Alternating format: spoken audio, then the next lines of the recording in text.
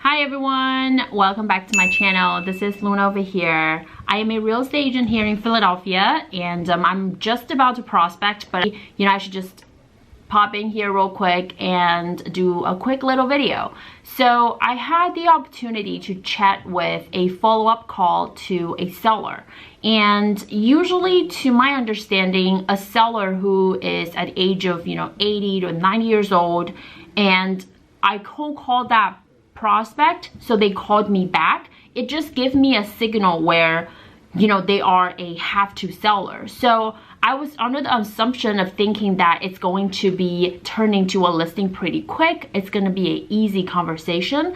However, I was wrong.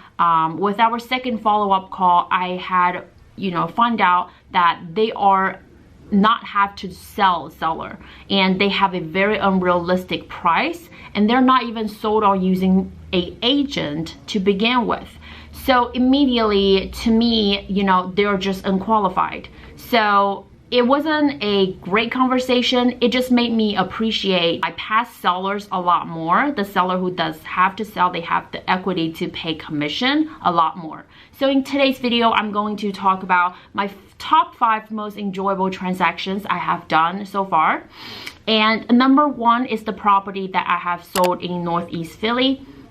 My seller is originally a prospect that I have cold called 2018, and I called them back after 6 months because on initial phone call they said they're not ready to sell just yet, but they have felt that they're getting older, they wanted to move into a 1-floor ranch, and things are getting a little bit more challenging for them. So I give them a call back in 6 months, and we had set up the listing appointment in a week. And when I went to meet him and his kids, I was meeting the whole family. So we went over the pricing, and everybody was okay with the pricing, so we put it on the market. We were able to get that under contract with full asking price. So overall, I would, I think it's a pretty smooth conversation, just because my seller, they do have to sell, and they know exactly where they will be moving to if they sell their property. And number 2 is my seller who I've talked in this channel before. I originally cold called him. He sent me back an email telling me that he's ready to sell his property.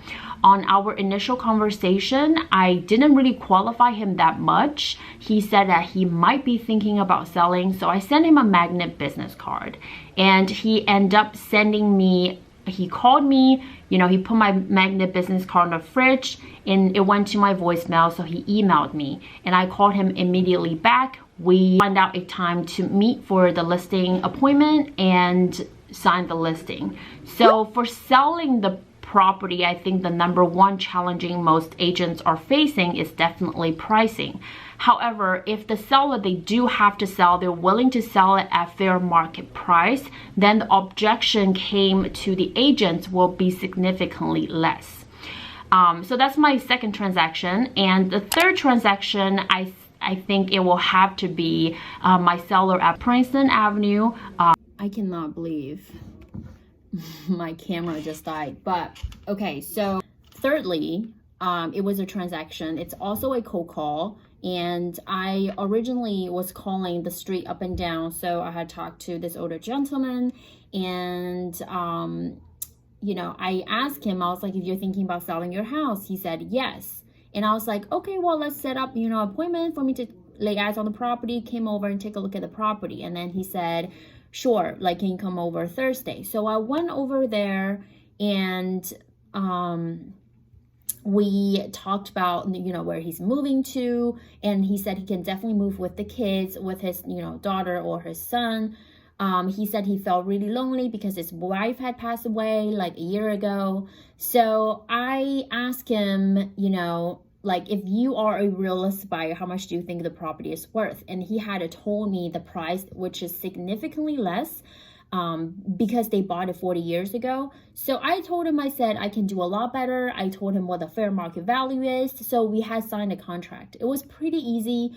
And, I was being very ethical, even at the chances that what I could do is I can have him sign a contract in a really low price, find my own buyer to purchase it. But that's not really how I wanted to do it, because I don't want to take advantage of people. However, when we had the home put on the market, the funny thing is his children didn't know that he's selling the property. So the daughter had called me, and I went over, I explained to the daughter and the son, I told them, I showed them the comps of how much the property is. And then I also brought like the 4 or 5 offers that we had received in the past couple days, and they decide that they are going to go with a cash offer, which is like $6,000 over asking price, and there's no contingency. Everything is as is. They can settle in less than a month.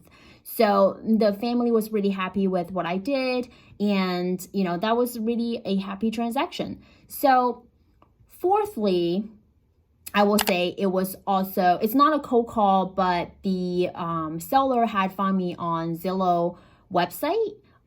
He also wrote me a really nice review, which I will put that to the screen next to me. And my seller was originally, I think it's a trust. He received the property from his parents, and they had passed away. He lived in New Jersey. He originally wanted to sell the property and then find a real estate agent online. So he went to the library, and the first thing that he needs to do was actually fill out a form. So he doesn't really want to just fill out a form and have any random people call him. So he decided to go on the website of Zillow. So he typed in the property, the zip code, which is 19149. And I happen to be the Zillow Premier agent on the side. So he clicked on my profile, and he had read all the reviews that I have. So it seems like I am a local agent. I know what I do with the local market. So he had originally called me from Zillow. So when I received a call from Zillow, automatically I thought I was a buyer, and he had expressed that he had interest in putting his home up for sale.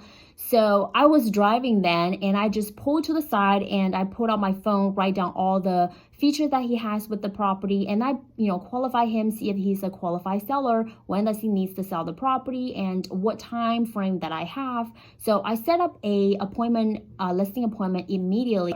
So I went to the property, I met him, and he has a lot of questions with the contract, which is fine. So I just sat down there and I explained to every concern that he might have, and he signed a contract, and I just had the listing, pop up on MLS in a few days. We had tons of showings because it was priced at below market value, and the house in the area that's in, it's super high demand, and there's very little housings that are available. So we were able to get a full cash as is offer with a $6,000 over asking price, because I priced it for $179,900, and the final cash offer was $185,000. So that was the most enjoyable transaction that I've ever done, because there's no objection, and even with putting it under contract, it's in less than 3 weeks.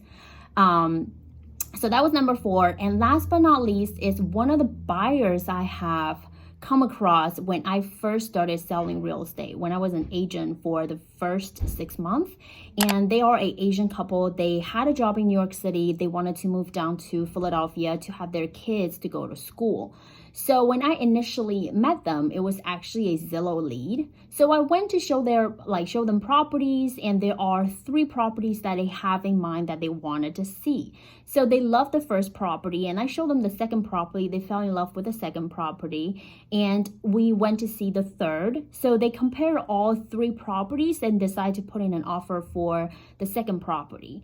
And it was super easy. There's no offers on the second property. I called the agent, and I put the offer together. It was a conventional loan, so no inspection. Everything just completed successfully, and it's also a very smooth transaction. So I will say these 5 are my most enjoyable transaction. However, at the end of this video, I just want you guys to realize I have done so many transactions in this past 2 years, and there are so many that fell apart. I just didn't say in this video, but in the next video, I am going to list my 5 most horrible transactions that I have done, and something just went wrong. It's horrible. It wasted so many time and energy for, all the parties that were involved.